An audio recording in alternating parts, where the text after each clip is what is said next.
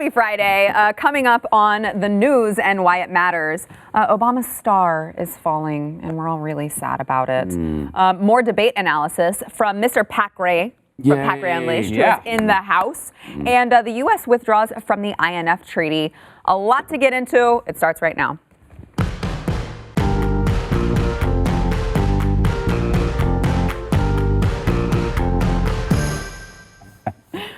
Welcome to the news and why it matters. I am Sarah Gonzalez, and yes, as Stu just pointed out as we were going through the open, we're talking about the INF Treaty. So obviously we have Jason Buttrell with us so on the program. All right, Stu, your top story. Okay, I am fascinated by this development in the Democratic Party, where now there's a pushback on people criticizing Biden because it's okay to criticize Joe Biden. Not okay to criticize Barack Obama. That is off limits for Democrats. Now, a lot of the criticism that they're giving is funny because it's sort of the criticism that we kind of came up with over the years. They're now echoing it. And a lot of the things that they said between 2008 and 2016, they're now kind of admitting, which is it's just infuriating, honestly. Joe Biden came out at a press conference yesterday and said, look, there was nothing moderate about what Barack Obama did with Obamacare. Nothing. It's like, wait a minute, you sold it to us like it was common sense solution that came from the Heritage Foundation. And it wasn't the same as Romney? It was like Romney Care. Remember that whole thing? Now there's nothing moderate about it. They're just sort of reversing themselves, which is interesting. But it's an interesting strategy from a Democratic candidate. If you want to win the Democratic Party, you want to please Democratic voters, right? If you want to win that nomination, you got to please the voters. Well, Barack Obama is wildly popular among Democratic voters.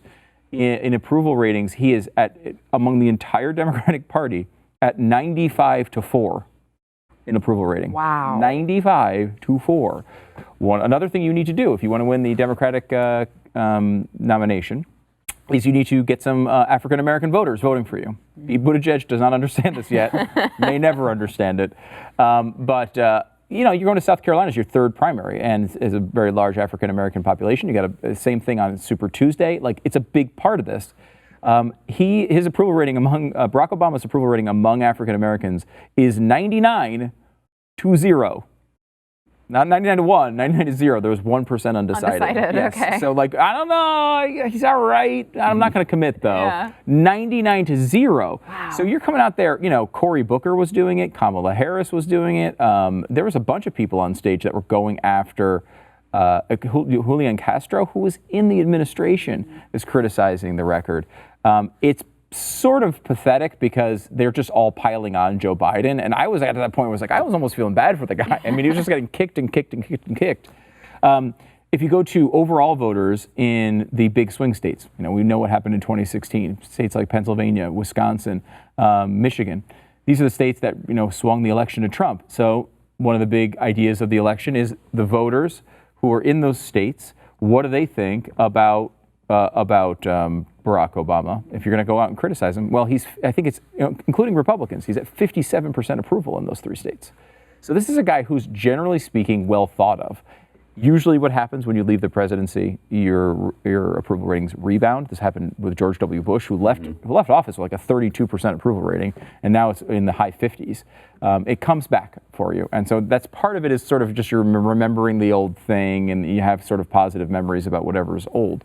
But it's a situation where you go out and criticize Barack Obama, you go hard left. Another poll that Harry Enton featured on CNN, and it was a great breakdown of this, was 55% of Democratic voters say, you know what, we like Obamacare, we want to expand it a little bit. 39% say we want Medicare for all. That's a 16-point gap. Did it feel like that watching those debates? It felt like it was a crazy position to say that you would rather just have Obamacare plus. And that's what Biden's trying to provide. So I think at this point, the Democrats have not fleshed out what they're doing. Mm-hmm. They know they can't sit back and do nothing against Biden or will roll to the nomination. But they can't really criticize Biden without criticizing Obama, which is another thing they can't do. So a lot of them have landed in this third place, which Kamala Harris did successfully in the first debate, which was like, hey, you know that thing you did in 1965, right? And the other the person who did it unsuccessfully was Gillibrand, trying to go after him. Hey, you wrote an op-ed that I saw one line of, and I'm very offended 40 years later. She's obviously terrible at this and very insincere. But like the idea that you have to find something to criticize this guy over, but you can't criticize his record as vice president. It's a tough, I don't know how you thread that needle. And they have not been able to do it so far. It's also interesting, Pat, maybe you can speak to this, that the approval rating overall for Barack Obama is so high among Democrats, yet in the same breath, they're telling us we need to fix his failed healthcare policy. Yeah. Incredible. Why is that approved? Why are they approving of that? And why don't Republicans capitalize on that? Yeah. It's what we said from the beginning. Obamacare was just a stepping stone to single-payer health care. And they called us conspiracy theorists and racist for saying it. And it's obviously true. And now they're in a tough place, all of them, because they have to, like Stu was saying, when they're trying to criticize Biden, they've got to do it without criticizing Obama. And now they have to criticize the health care program without criticizing Obama as well, and the health care program. And all the rest of them who voted for it. For some reason, it's a really, I mean, maybe the middle ground is it's a really good system. We can just make it better. But I don't know that sells when it's a $32 trillion program. It's going to be tough. Bernie Sanders said on stage, there is no one who can defend the dysfunctionality of the system when he's talking about health care. This is your system. Yeah. This is your thing. And I think like their sort of like nuance on it when they try to actually explain it is they basically try to say it was working really well, and then Donald Trump came in and changed it. Now, there have been minor tweaks around the edges on Obamacare that Trump has been successful in. Like, for example, the individual mandate is one of the things that I think was actually really, they didn't really get rid of it, but they zeroed out the fee on it, which it changed probably a little bit. There's a few people who may have been on the program that are now off of it because they decided I don't have a fee anymore. I no longer have to join, but that number is small. It's basically a thing where they're trying to push it off to Trump, but it's not believable. The thing's called Obamacare, and that is one of the things. The lasting legacy is not the because it's not even just the Affordable Care Act, it's the Patient Participation in Affordable Care Act, I think is the official name, the PPACT. I can't remember the exact letters. Patient protection? Protection, not participation. Yeah. They're always participating in their own treatments. Yeah, you're right, patient protection. That the legacy of it being called Obamacare makes it inseparable from him. And they're trying to walk this line. It's funny to watch. Frankly. It's agonizing seeing them going up there and saying, yeah, healthcare sucks, it's so bad. This is something you created. We're critiquing Obamacare. That's the primary reason why premiums are going up so much. That's why everyone's they're just like, screw it, I can't afford this coverage because of the government regulations, and that's what they won't say. Instead, they'll be like, oh, I've got this great plan to fix it, like Obamacare plus Biden's plan plus a public option. Public option. Thank you. Plus the public option. Well, what is that going to do to private insurance? I mean, if you've already regulated the heck out of it, plus you've set the market price at whatever, it's going to make these private insurance companies end up going out of business eventually because the prices are going to go sky high. More than that, several of the plans make it illegal. Yep. Yes. Make private healthcare insurance illegal. Yeah, and it is interesting that it's not come up in any of the debates. No one's had to answer for all of the jobs that are going to be lost once you get rid of all of the private insurance. Yeah. Right? Like, so what are all those people going to do who currently work for all of those companies? No one's talking about that. And think about when everybody is being paid based on Medicare rates or Medicaid rates, what's that going to do to the doctor profession? Are you going to go through 12 extra years of schooling and all of the residencies you have to do, building up all the experience you have to do, have the hours that you have to have, be on call all the time, work on weekends, late nights for $50,000 that the government's going to pay you a year? Right. Nobody's going to do that. No. Nobody. And if you do it, you don't do it like you just described, right? You show up and you do your hours and you leave and you don't, this is why the performance is so poor in these other countries. And it all, I think, fundamentally comes down to one central issue, which is if you hear how they talk about this, they vilify the profit motive. And they look at that as a negative. we look at it as a positive. And, like you can go to these other countries, you can get their health care if you want. You can see what kind of quality, you can see the wait lists, you can see the rationing, you can see all of these massive problems that wind up happening in these other countries. And the reason they have it because they're able to successfully make that argument to the people that the profit motive is a bad thing. Well, I got news for you. Like, you know how hard it's going to be to run the British healthcare system when we're not developing all these new drugs, we're not developing all these new treatments. When they don't have a capitalist experimentation going on over here that can provide all those things that go over there. Well, you'll still have 10% of the world's medicine being developed. Oh, that's good. I mean, that's what? plenty. You don't need What do you want? You want the other 90 too? Whatever. I also don't understand the disconnect between, you're saying people are trying to say that for-profit is bad, right? So why do they only say that when it comes to the insurance companies? But then you say, okay, well then go directly to the doctor and tell the doctor he's supposed to do all these things for free. Yeah. Right? Like the doctors are allowed They're to make also that profiting. money. Yeah, they're okay to do it. But the insurance companies are the evil ones. Yeah. I don't understand the disconnect there. And it's just one example, right? Like, what is more central to human life than healthcare? I'll give you an example. Food. Yeah. Are food companies allowed to be for profit? Why are they allowed? Why don't we have it be zero profit for all food companies? How about bottled water, man? That's bottled water. Profit on that has got to be incredible. Why should they be able to? It's a fundamental right to eat and drink if it's a fundamental right to get health care. The other agonizing thing on this is every time they even get close to discussing cost, like what is this going to cost, the average American, middle class, our taxes are going to go up. I think Warren was asked twice. Oh, more than once, that. And then there was Matthews. one. Yeah, there was one, like he was back to back. It was like, but will it go up? But will it go up? And then she kept going back to overall costs will go down. Which is, of course, ridiculous. Yeah, isn't that what Obama said too about healthcare? He said he was going to go down $2,500. Yeah, but he was talking about your premiums. Right, premiums. What they're talking about is the lack of premiums will offset the tax increase, and that's just not true. Is that assuming that every family is going to have a catastrophic medical, emergency like every week or something like that? Maybe in that case, that's possible then. Well, but if they're basing this off of like let's say the National Health Service in the UK, I've seen pay stubs from what that costs. It is not free, even though they say, of course they say no more doctor bills. Well, that's true in the sense that you don't get a bill directly from the guy that you go whenever time you get a cold. You get billed every single paycheck. You get paid twice. You get billed twice a month, and it's something like on average around $500 a month every month if you work in the UK. That's what you're paying. For lower quality care than you get here. Right. Because someone could say, well, $500, that's less than my premium. Okay, well, you've got to wait in line, too, if you have anything, And it also doesn't include the government subsidies, which is the main part of that. They're taking a small chunk of the actual cost of the health care from each individual person.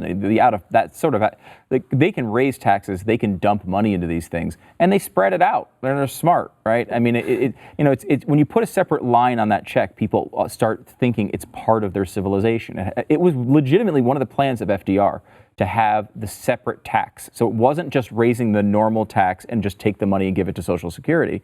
It was, we need a line about that, because then every single time it's in there. It's already baked in. You already pay that tax. It's paying for that program. And look, progressives have been really smart about stuff like that, to build in these things that have never existed in the American experiment until recently, and make them sort of a foundational part of this. I always whine about Medicare and Social Security, but I mean, it's a number one, more than 100% of our oncoming debt.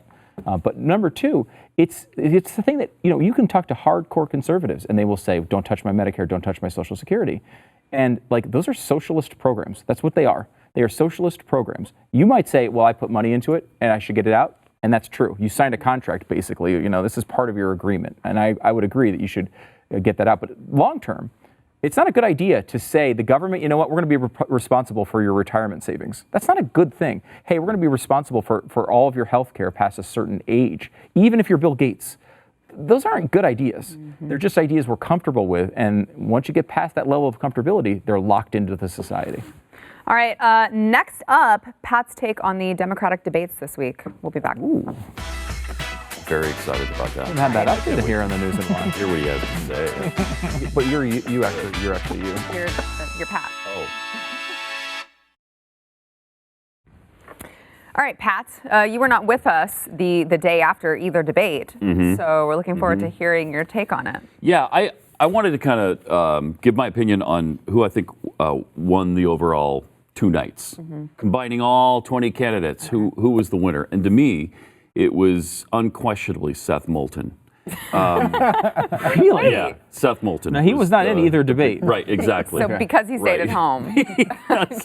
Unlike every other person on that stage, he didn't embarrass himself, and he wasn't spewing Marxist rhetoric. I think Seth was a huge winner this week, and I applaud him. Wow. Good job, Seth. Winner. You know, it's stunning what's going on in the Democrat Party right now. It's really hard to believe. It's like we took a wrong turn and ended up in Leningrad, 1946, and we're trying to. These guys are fighting for who's going to become the next Soviet premier. It's unbelievable. And you think about who these people are. You've got Beto, who took poop out of his baby's diaper. God, I forgot And put it into a bowl and served it to his wife, trying to get her to think that it was avocado. That's really cute. funny, for one thing. My Such a wife cute loves it joke. when I do that kind of stuff. Doesn't Oh, Lisa? huge. She's a huge poop diaper, I thought avocado so. joke lover. I don't know your wife very well, but obviously she loves She's that all kind on of board stuff. with that. Obviously. You got Yang, Andrew Yang, who was, for some reason, weirdly against circumcision. I don't know what remember that? It's a big issue in the United States. I did hear him because Ben Shapiro had him on for an hour and asked him about that. He's like, "Hey, you know, the circumcision with the thing, like, what's the deal?" And the guy's like, "No, it's just, I don't have a policy on it. It's just like my preference." He doesn't have a policy on something? Yes, Crazy. something. Then why are you bringing it up? I know. Well, I mean, it was a a weird flex. strange. I have an stance, opinion but- on foot fungus, but I'm not bringing it into a political discussion. Well, can you now that you brought it up? Well, no, I can't. What is your I'm keeping it opinion? to myself. Oh, man. I love foot fungus. Oh, there it is. You got it out of me. You're the only I love candidate it. that loves foot I fungus. love it. You got Biden and his creepiness with women. You know, hey, honey, sit on my lap. With my favorite one, even though the images of him, you know, with the arms around the little girls and getting in their faces and Yeah. stuff. My favorite is still the biker chick. Yes. I love That is that good. one. Especially With the because other guy. the guy behind him, Troll, is his name. And he's pissed right? off. That's his Troll is that's not his- happy. That's his biker mama. He's Yeah. pissed that she's on Biden's lap. I will say that was one of the best parts about the last debate was Joe Biden's closing segment where he's like, "Go Joe, 3-3-0, 3-0." 3-0. He didn't have any idea what he was saying. Right, and I thought that No was idea. so encouraging because that means he's not texting, which, considering his history with women, True. like that is, he does not understand text messages. That's fantastic for women across the The New country. York Times did the best story on that, and the headline was hilarious because I guess they tracked how many people were going to www.joe30 whatever. 30.com. But it was like it said that Joe's Vice President Biden's strange tech, gaffe or whatever, Yeah. sent tons of his followers on a digital wild goose chase. Didn't That's what they someone called it. actually register that was not Yes. the Biden campaign register Oh, that address? right after? Yes. And I gotta say, like, I think this table is the only table that can relate to what I'm about to say. But as I was watching this, I actually felt an immense amount of sympathy for his staff. Yes. Because we've seen Glenn do that thing so many times over the years, where you work so hard to line something up and you have it all right. Just go out and say, text Joe to 30330. It's perfect. And you go, guts checks Joe 30. They're watching it like they're like. Except he didn't say text. He's like, No, he just said, go to Joe. Go to Joe. Joe. Joe, you're like, no. Now we Is that a can't take cup of Joe? Is it? this massive audience. We need them to text us, and you're telling them to go to Joe. How many times I've been great. we're like Glenn, be like, we have this huge special. We're knocking half off the subscription. Big thing to go to. They'll just come out and they'll just say the wrong promo. address, and you're like, no, we work so hard. Glenn, his name is Buttrill, not Buttrill. Yes, You got it? so many Yes, I got it. I'm here with Jason Buttrill today. No. You could have told him 10 seconds before, and he'll still Yes, say, he'll oh, still mess it up. still mess it up. But it's a weird lineup. Hickenlooper took his mom to a porn movie when he was 20. Yeah. You know, you've got Bernie who. That's weird, right? You're Yeah, saying it's that. weird. Okay. I'm saying that's weird, okay. I'm saying most people Yeah, it probably sounds haven't kinda weird. experienced that. Bernie, an avowed socialist who honeymooned naked in the Soviet Union with his wife and a bunch of other naked people around. And is also very angry. Really Very angry. horrible I don't know that I've disposition guy. ever met a person as angry as Bernie Sanders comes off in these debates. And every speech, like I've never seen him smile. If anyone tries to make a funny comment to him, he always takes it back to like angry and serious. Yeah. He is a miserable guy. Yeah. That's what scares me the most, I think, about that, is the two people that they cheer the most for are the socialists. You know, the one that doesn't even deny that he's a socialist. Tuesday Bernie night, there was Sanders. no question who the rock stars were. Oh, my gosh. It was Bernie. They went nuts for him. And it was Elizabeth Warren. They went nuts for her. Everybody else who came out got kind of polite, You have applause. You have Delaney saying, wait, the American way is to give people choice. Crickets. Yeah. No one said a thing. And that one's fascinating because Biden's making that argument too. And it's like, what I'm saying is any person that would like to be on Medicare by the government can do it. I'm just saying if they are like, I love my health care where I am, we shouldn't just rip it away from them. That's getting booed by the Democrats. Like, that's a crazy idea. I know. The only thing that gives me hope there is that the audience this time was specifically invited by the Democrat Party. So there were no rank and file people there. There weren't people who came in. These were invited guests of the Democrat Party. So I'm hoping, because can it possibly be that rank and file Democrats have gone this extreme? I don't think so. I hope not. I mean, it's spread We're in out. trouble if they are. The New York Times released a map of the donors from around the country. It's fascinating. So they show it. The first map you see, it's all different colors. Like, you know, Texas is all red, and then Beto's color was red. Like Klobuchar had her color up there. Elizabeth Warren has a pocket. Everyone has a pocket around their area. And then they're like, that's the map without Bernie Sanders. They put Bernie Sanders. The entire thing is Sanders except for Texas. That's Beto, and that's it. Yeah. Wow. I mean, there's almost no pocket of any other color on the map because he's dominated donations by that much when it comes to individual donors. Did you see de Blasio's?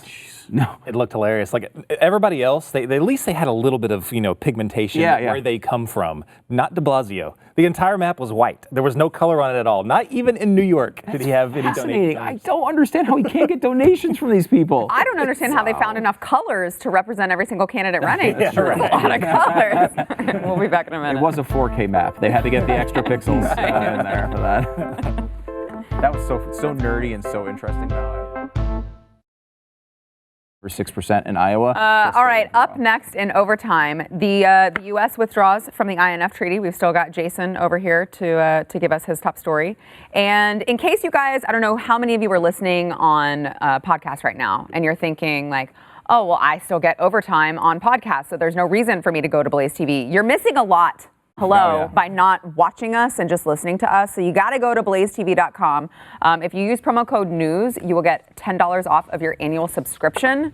And there you will also have access to Pat Gray Unleashed and the Glenn Beck radio program and Steven Crowder and all of the other awesome people that we have. So you got to go there, blazetv.com, promo code NEWS. Overtime starts next.